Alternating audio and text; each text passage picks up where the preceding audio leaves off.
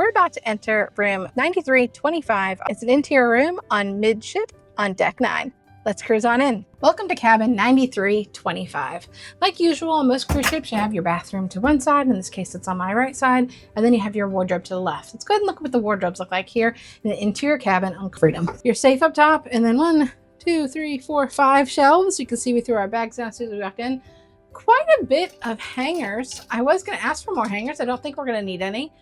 They have the life jackets up top. And then if you can come in here and see, they have these dividers here. So if you wanted to hang 2 sets of short outfits, you could, or keep one up and have 2 shorts and then 1 long for your dresses. Now let's go ahead and make our way into the living space. You have 2 little pockets over here. I'll show you the pockets on this side. Coming a little close, you have small shelves and you actually get to put them away. Huge vanity. It looks like it's going to be very easy to put on makeup and do everything you want right here. Will end up working, so hopefully this chair is more comfortable than it looks like. You have multiple drawers. This one's got a lid on it. Oh, I guess to give you more workspace. That's a pretty good idea. And then 3 more regular drawers. And then again, same thing on this side. And then you also have your refrigerator. I'm going to swing around over here. Or your cooler, probably. Yep, keep it cool. Just a cooler. Actually feels completely warm. So I don't know if it even works. We'll have to check that out later. On this side, you have your couch. I think this one is meant for 3, so this probably lays out. I'll ask the room steward and let you know at the second part of the video. And then some paintings over here. I don't think there's another shelf on this side, but I don't think that has anything else for storage. So hopefully it's enough storage for us. I think it will be, but we keep a lot of nooks and cranny stuff. So it'll be interesting to see how we lay it all out. Stay tuned to the end of the video when I walk you through how we use this room and what it did for us. Now let's go into the bedroom. So we're actually going to get to see this room set up 2 different ways. So right now it's set up for 2 people and 2 different twin beds. You can see it's got the nightstand for each person sitting in the middle. They'll be on the outside when that's done. The phone isn't here. You have the light switches over here. One does this lamp and the other one does a nice little, like if one person wanted to read and keep it a little less bright. There's absolutely no outlets over here. I'll show you the outlets before I show you the bathroom. 1 European that looks pretty rusty and scary. And then 2 US outlets. And I think that's all you have in the entire room. So you do need to bring extra USB adapters. That is all you can bring on Royal Caribbean. You cannot bring anything with extra actual outlets. You can only have 1 outlet for 1. Now let's go ahead and check out the bathroom. All right, so I know it is a bit of a tight squeeze, but let's see what's in here. So you have your towels against the wall, bathroom in that corner. You do have a little bit of a glass-like shower instead of, oh, and it closes from 2 sides instead of a curtain, which is nice. Whoosh. Inside you have 1 thing of hair / body / everything soap. Looks like it's going to be a bit of a tight squeeze. We'll let you know how that is at the end of the video. And then your sink space. You have your sink and a spot for tissues, but I don't have any tissues in it. Looks like they had a trash. Now they have a new trash can. And then the only space I'm going to guess is right here. Yep.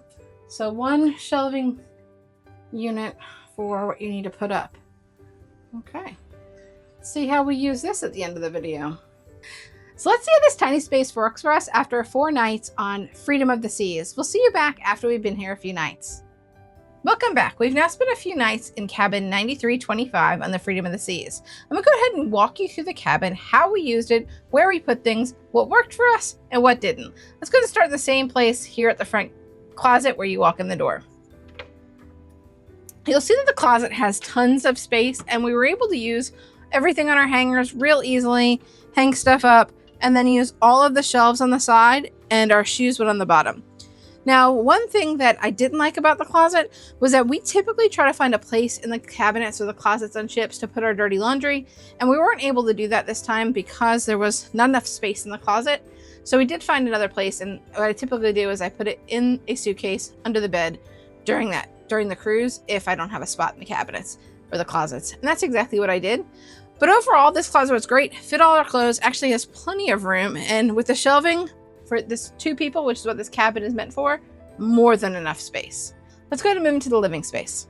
So one of the first things I want to show you is we brought a European outlet, and here on Royal you can bring outlets with multiple USBs but only one actual plug. So it doesn't matter if it's a US plug or a European outlet, but if you want to be able to use both European and your US outlets, this is the easiest way to go. Right now we have a plug in here, and that goes to a cooler you might have seen in the closet, and that's because our refrigerator cooler did not get cold at all, and we did have some vitamins that we need to keep cold, so they went ahead and gave us a medical cooler. Each of the sides have 3 drawers and then a little drawer. This little drawer really doesn't have anything in it except for a couple cords, really tiny. I've used all of my Cruise on Demand video stuff in this drawer, and then the bottom 2 drawers, this one just has a couple extra Ziploc bags and little tokens that I bring with me on every cruise, and the bottom drawer's got nothing. On this side, we did put our quick computer stuff that we need to grab throughout the whole trip. We put that in this top drawer. And then the next drawer has just the normal hair dryer. If you have thick hair or you don't like weak hair dryers, I would definitely bring your own hair dryer, because this is probably the hair dryer they put on the ship when it launched in 2004. The bottom 2 drawers have a couple of my husband's t-shirts and shorts. And then in this center drawer as well, we also put my husband's computer. And then we use the rest of it we have our US outlet, and that US outlet has USBs and USCs, 3 of each, so that we can also charge different things. And that's what this by far is one of my favorite items. I actually bought it when we went on our Disney cruise, because Disney doesn't allow any outlets. They only allow a USB USB-C charger, and so I had to buy this for that cruise, but I gave up all of our other multi-ports for this as soon as I bought it. I absolutely love this product.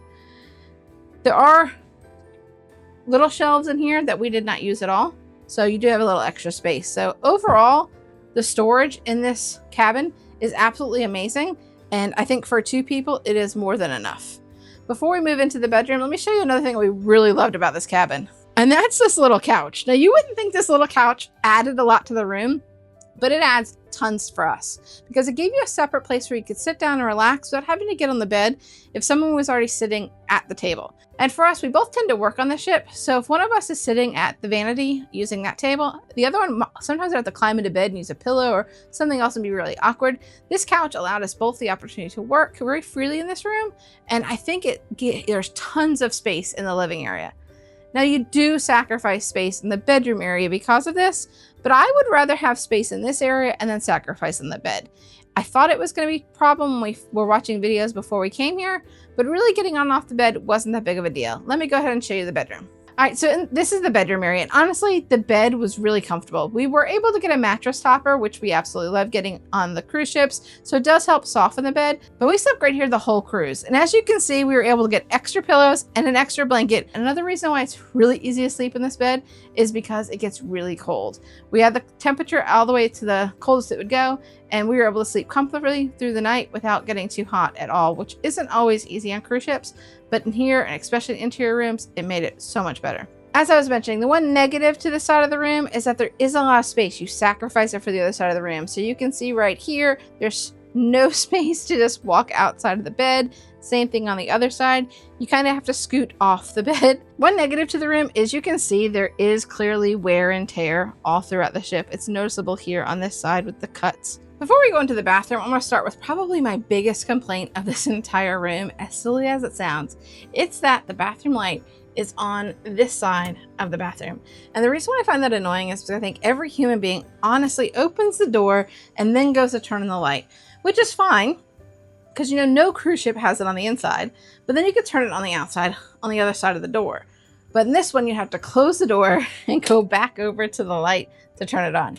So a little annoying, but really not that big of a deal in the long run, just something that bothered me pretty much every time I walked into the bathroom.